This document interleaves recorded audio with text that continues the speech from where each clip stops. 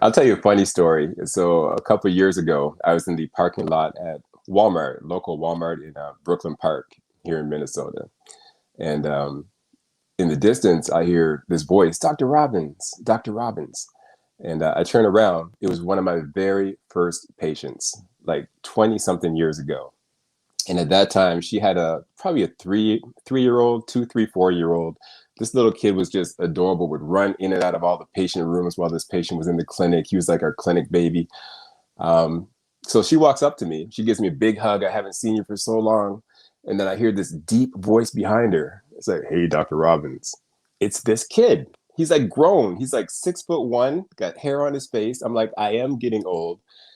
I have been in practice a long time, but that was just a really cool story about the effect that we have in people's lives. And, that kid remembered me from being that young and coming around the clinic. And she was so grateful for the time we spent at that clinic helping her.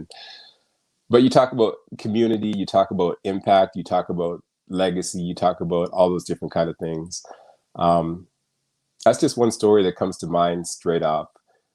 I don't know. It's been a blessing to be in practice 25 years. What I will share is the context of practice changes over time.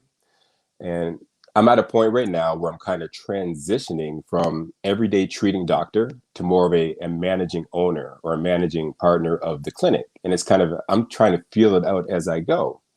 And I had this conversation with my associate just this past week, and he's bringing all these new ideas to the table. And I have to be conscious of being open to these new ideas, number one, recognizing where he is in his career, wanting to get in and really treat patients a lot, recognizing where I am, that being in practice so long, I enjoy the relationships of practice now. I enjoy being out in community, talking to people. I enjoy running a business. Um, so again, I keep going on these tangents, but you kind of get one thing about chiropractic that I want to share with the prospective students is that it's a way to live life by design. My wife used to always say this, and it was years until I realized that we were really doing it. I have friends that practice pediatric chiropractic. That's all they work with. I have friends that do primarily nutrition. I have friends that have morning practices. So out in the suburbs, they catch the folks before they used to come downtown pre-pandemic. Pre-pandemic, their office hours would be 6 a.m. to 9 a.m. Then they would catch them on the way home from 4 p.m. to 6 p.m.